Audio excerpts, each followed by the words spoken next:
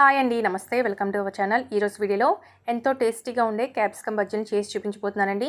ఈ బజ్జీలను ఒకసారి చేసి పెట్టారంటే పిల్లలు పెద్దవాళ్ళు కూడా చాలా ఇష్టంగా తింటారు.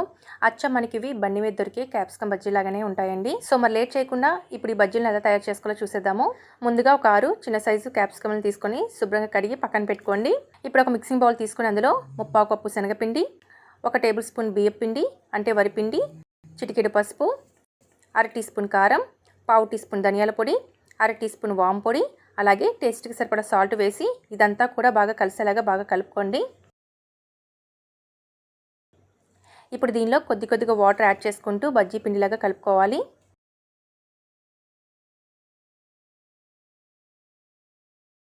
చిటికెడు వంట సోడా అంటే బేకింగ్ సోడా యాడ్ చేసుకోండి. పిండిని మరీ గట్టిగాను మరీ లూజ్గాను కలుపుకోకూడదండి. చూడండి, పిండి ఈ కన్సిస్టెన్సీ వచ్చేటట్లుగా కలుపుకోవాలి. ఇలా వేలికి పిండి కోటేటట్లుగా ఉండాలండి. ఇప్పుడు పిండిలో ఒక్కొక్క క్యాప్సికమ్ వేసి పిండిని కోట్ చేసుకోవాలి. ఇలా క్యాప్సికమ్కి పిండిని కోట్ చేసుకొని వేడివేడి ఆయిల్లో ఒక్కొక్కటిగా వేసుకోవాలి.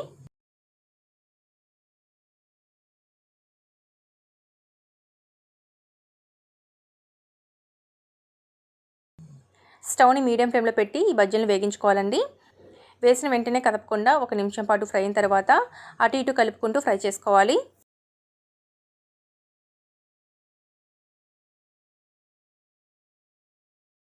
చూడండి, ఇలా చక్కగా వేగిన తర్వాత స్టవ్ని ఆఫ్ చేసి వీటిని ఒక ప్లేట్లోకి తీసేసుకోండి. ఇప్పుడు వీటిని చల్లారనివ్వాలి. ఇవి చల్లారిన తర్వాత చాక్తో సగాన్ని కట్ చేసుకోండి.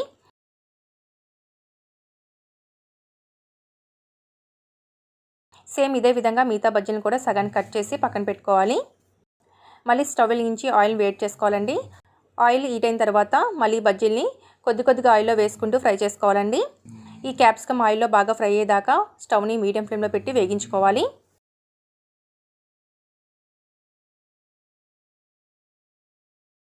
మనకి క్యాప్సికమ్ బాగా వేగి బజ్జీ మంచి రంగులో వేగిన తర్వాత వీటిని ఒక ప్లేట్లోకి తీసేసుకోండి.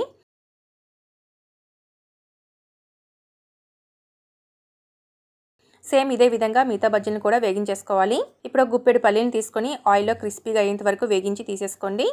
అలాగే ఇప్పుడు ఒక ప్లేట్లోకి ఒక పెద్ద ఉల్లిపాయని ఇలా చిన్న చిన్న ముక్కలుగా కట్ చేసి యాడ్ చేసుకోండి. అలాగే 1 టేబుల్ స్పూన్ క్యారెట్ తురుము, 1 టేబుల్ స్పూన్ కొత్తిమీర, చిటికెడు ఉప్పు, 1/4 టీ స్పూన్ చాట్ మసాలా, అరచెక్క నిమ్మరసం వేసి బాగా కలుపుకోవాలి. ఇప్పుడు ఒక్కో బజ్జీని తీసుకొని మధ్యలో ఉల్లిపాయ స్టఫ్ని పెట్టి పైన పల్లీలు పెట్టుకున్నారంటే ఎంతో టేస్టీగా అండ్ క్రిస్పీగా ఉండే క్యాప్సికమ్ బజ్జీలు రెడీ అయిపోతాయండి. ఒకసారి ఈ విధంగా క్యాప్సికమ్ బజ్జీలని ట్రై చేసి చూడండి. ఈ బజ్జీలు ఇంకెప్పుడు కూడా మీరు వదిలిపెట్టరు, అంత బాగుంటాయండి. సో ఫ్రెండ్స్, చూసారు కదా, తప్పకుండా మీరు ట్రై చేశాక ఎలా వచ్చాయో కామెంట్ చేయడం మర్చిపోవద్దు. ఈ వీడియో కనుక నచ్చినట్లయితే ఒక లైక్ చేసి మీ ఫ్రెండ్స్ అండ్ ఫ్యామిలీ మెంబర్స్కి షేర్ చేయండి.